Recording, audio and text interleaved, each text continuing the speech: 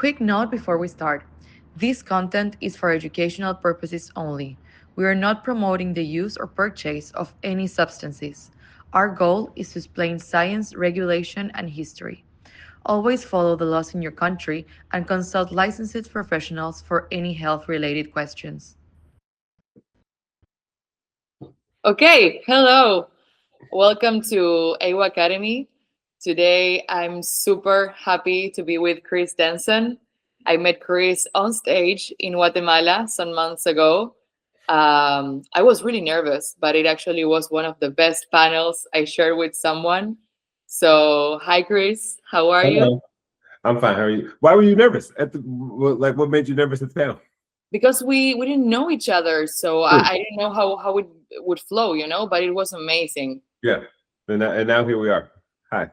Here we are. Hi. So, Chris, would you please introduce yourself to the audience? Yeah, sure. I'm Chris Denson. It's funny. I like to say that I've kind of dedicated my last few years to helping people unlock new levels of ingenuity and clarity. Typically, on the ingenuity side, it's kind of some sort of business or vocational pursuit, like people who are innovators and called towards doing things a lot differently. And then on the clarity side, I like to say that's on the personal development side of things, right? Looking at your emotional intelligence, where you're rooted in how you show up in the world, in business, and in life, which I guess they're one and the same in many cases. So yeah, but I have a long history as a marketer, won a bunch of awards, wrote a book. Worked with everybody from the Obama administration to like large marketing and media agencies, and now I work primarily one-on-one with people who are trying to figure out what their next paths are going to be. And Chris, tell us, how did you enter and why did you enter to the world of psychedelics? I was a big skeptic, and until relatively recently, like 4.5 years ago, and somebody I trusted, and I was going through some life changes, and it wasn't like out of sorts, but I was, it was a challenging series of events that had been occurring, and I was like, sure, let's see. And I immediately came out of, there was a psilocybin experience, but like part therapeutic, part recreational. We were on the beach, we set some intentions, we journaled the whole nine, the musical playlist. And actually what's funny was it didn't hit me until way later. I was like, let's go get something to eat. I'm like, no, but like maybe lay down for a second. And the next 3 hours I was in it. And I immediately, as soon as I came out, I was like, more people of color need to experience this. More people who kind of approach psychedelics with stigma need to experience this. And I just started like taking some classes and trainings, and then luckily had a few close people to me who allowed me to kind of like work with them. And then that was, almost 4 years ago now.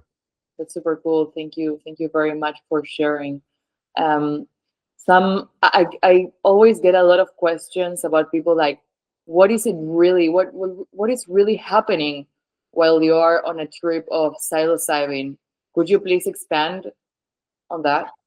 Like when you're, it's funny. I mean, one of the first things I always say is it happens in waves, right? There's like points of like clarity and coherence, and you're never like way out of sorts, but it's like these waves, like, oh, we can have a conversation like this, and then suddenly you're like,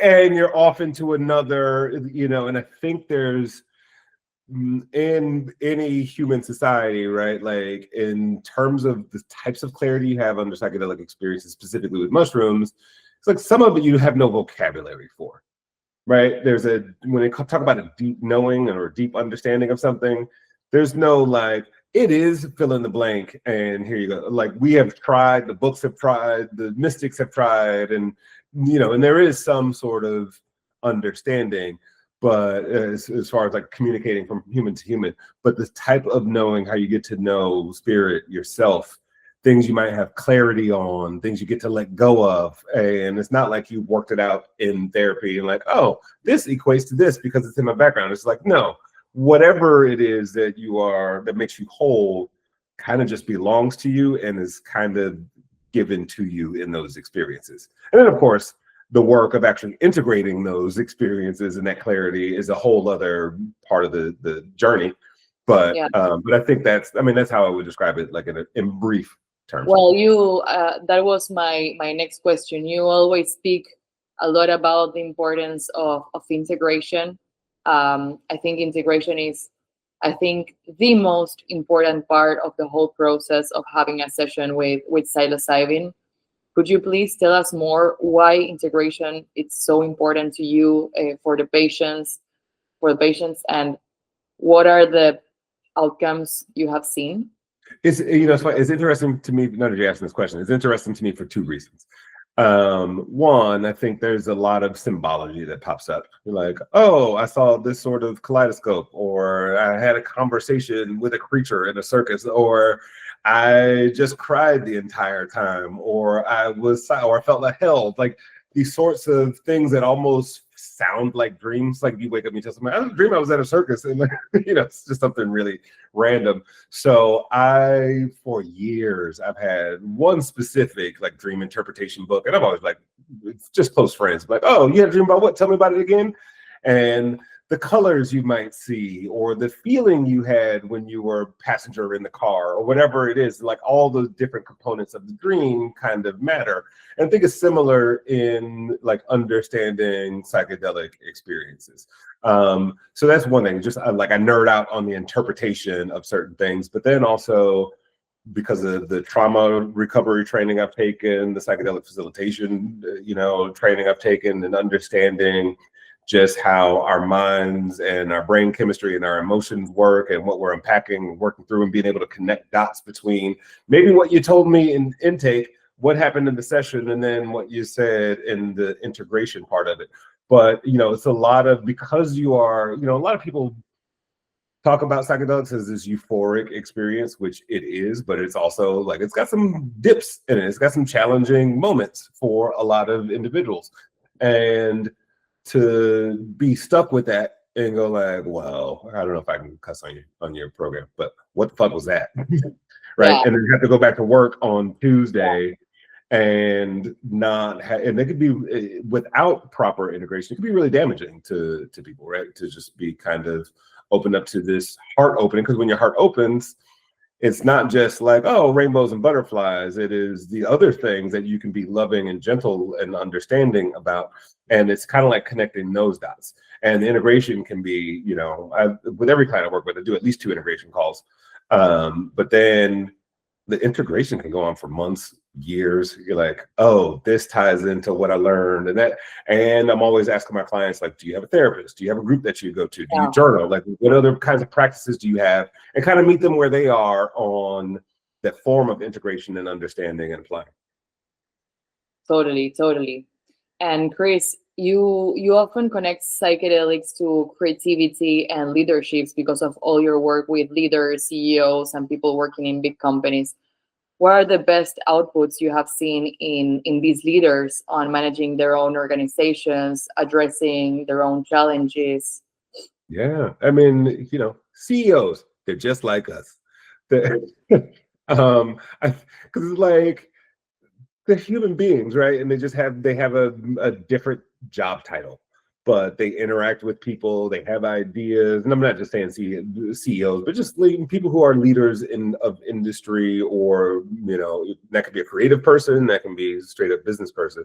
But I'd like to think that a lot of innovation is rooted in who you are, the way you go about seeing the world. One of my favorite examples, I'll diverge a little bit. One of my favorite examples of this is one of the co-founders of WeWork. Not the one you saw in the docuseries, but Miguel McKelvey.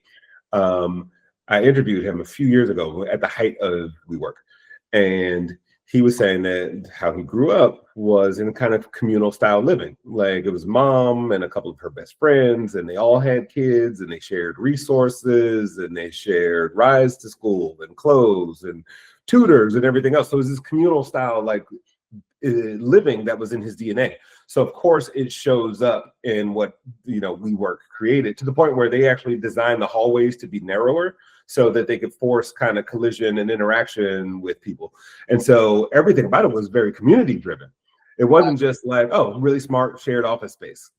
And I think a lot of times when someone's on the pursuit of creating something, like being able to get down to the core of who you are and leveraging that to present a product or a service to the world is often a missed thing, right? We have good ideas, and then there's like, oh, that is a Victoria idea, right? Because that's only you can do that to the degree that you can do it. And just removing some of those barriers. And then you've got the tactical things. I'm thinking of a client specifically who's CEO of an organization who's been funded by the US government, but then that, our government has defunded a lot of things and is sort of retooling, which meant he had to step back, but also like retool how he delegates, how he shows up. And also when a 1,000-person organization is sort of in a panic because the funding, are we going to keep our jobs? Are we not?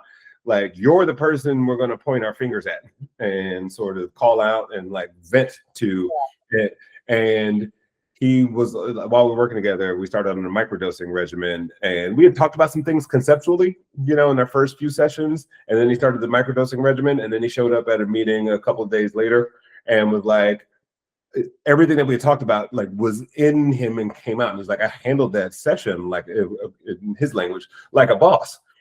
I communicated well, I was decisive, I was direct, I was kind, I was all these things that I wanted to be and I knew were possible. So it's just being able to, and there's so much more. I mean, you asked the big question, but I think it's that those are some of the things that I see. Yes, definitely. I really like this concept. It's not like something divine is coming to you. It's rather information that's inside yourself, and it's just a tool to unlocking. So yeah, the meaning of psychedelic is that like mind revealing. So I'm right there with you. I always say, like, it's kind of like, when they're doing an archaeological site and they find like a dinosaur or some creature, and it's already there. You're just chiseling away the dirt and the dust. And sometimes you need a big machine, and sometimes you need little tiny brush to like not damage the really delicate parts of this. But eventually you've got a dinosaur or an ancient alien. I don't know. I've never been to an archaeological site, but yeah. And Chris, can you name one misconception about psychedelics, something people believe, but it's not really like that? The first thing that comes to mind is like, will this fix my fill in the blank? And I'm always like, maybe. It will accelerate your progress. You might, through a psychedelic experience, you might do a couple of years worth of work or a couple of days worth of work, right? And it is one of the tools in the overall toolkit. It definitely will advance the work, but it is not by any means a silver bullet. I think because in a lot, especially in the US, and a lot of states, is still a gray area legally. And I think not so much a misconception per se, but like not even knowing, especially if you're new, not knowing what questions to ask a potential facilitator or facility, or understanding where certain products come from and how they're cultivated. And if I work a lot with capsules, and I'm very specific on who makes them, how they're made, like as intentional as possible. And so there's a lot of ignorance, not in a derogatory way, but just like, I don't know. I didn't know those are the questions to ask. Yeah. In fact, there's a course that I'm kind of auditing. There's a woman created specifically for women seeking their first psychedelic experiences, and it's called Before You Say Yes. And it's like, there's like 8 modules, I believe, and it's just like, here's all the things you probably want to know before you go into it, and things you should ask, and things you have agency to say. So those are the things. And then I guess third is just kind of like, a lot of people had an experience when they were 19 or when they were 30, or some historical thing that didn't go well, and so that is the experience that stuck with them until now, until we have a different conversation. Like, an intentional like session is very different than a recreational session. Yeah. And we will lay the groundwork and help you understand like what the potential outcome could be. Yeah. Now you're talking about the intention. Something we talk a lot about is set and setting. Like, how are you doing this? with whom, which intention, in which place, it changes all the experience. So I think that, yeah, doing this intentionally is one of the most critical parts of the whole experience. So it could be in a clinic, it can be in a group, but it really has to be intentional. And if you want to heal something, it's probably going to be a trip to the inside, not recreationally. I think that that's a big difference from, yeah, I did an experience, I uh, traveled to the inside of myself, versus I had mushrooms and I went to the park. It can be Yes. beautiful, you can feel oneness, but it won't be the same. Yes. And it's like things like, giving me goosebumps because I'm thinking about like things like sleep masks, right? And it almost prevents you from engaging with the outside world, right? We're an overstimulated society, right? Like you and I are talking on screens. I have my phone here. Even if I'm going to the park, I'm being very observant. I'm looking outward. Oh, look at the bird, look at the trees. Very rarely to go like, well, look at me though, right?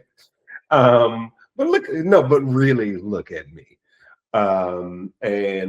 Because as this is going to get a little philosophical and hoity-toity, but like everything's a reflection of us, and it's like none of us have ever seen our own face without the help of a mirror or something reflective. And so when you're right, when you look inside, I've had a lot of clients who are like, the hesitation sometimes is, oh, there's this thing I don't really want to deal with. What if that comes up? I'm like, well, what if it does? Like you talk about set and setting. We're in a safe container. I got you. If it gets difficult, like we go through all the protocol. We even negotiate things like touch. If you do get in a sticky spot, is a hand on the shoulder okay? Is a hug okay? If zero touch is okay, do you have something tactile? Do you have a blanket, a stuffed animal, an old sock? I don't know what people, are drawn to. And just understanding, like, to your point, this is going to be very different if you have had a recreational experience. And even the setting the intention, I'm always like, lesson number one is losing the expectation of outcome. You're like, yeah, I'm going to work on this. You're like, perhaps, like, set the intention, but also like be open to whatever else arises. And that is, that's just training grounds for life, really, right? Oh, I want to do this thing. Okay, but still remain open to like how life might surprise you. I wrote on my whiteboard recently, and I had it up for, I don't know, 3 months, but it was like, I embrace all the possibilities I never knew existed. Because I think I know some things, but there's also like a million times what I know that I don't. And so it's just, yes, you're absolutely right on sort of looking inward and being open to possibility. Definitely. Chris, we are arriving to the end of this capsule. Yeah. Thank you for your clarity and your openness. I was wondering, is there something you would like to leave to the audience, a key message about psilocybin trips, about this experience? If there was one key takeaway you want people to know and to have present, what would that be?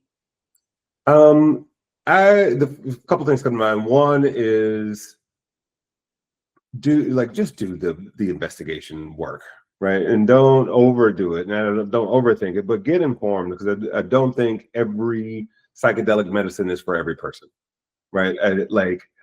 Personally, I feel like psilocybin is very universal.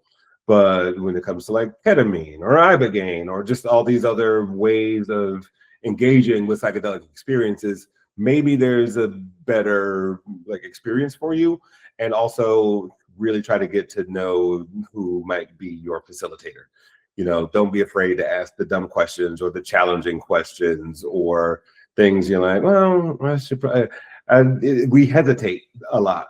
Because for whatever reasons we carry with us. So just be curious and take some time to learn, and find somebody that you feel most comfortable with. So that's it. And then just one thing I always love is one of my favorite quotes, is part of my tattoo here.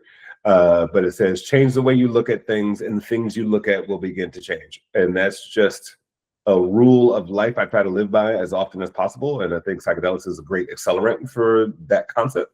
But it's just because it's a reminder for me, like no matter what I'm encountering, good, bad, and different, to like, how many different ways can I look at this? How many different ways can I understand what this is?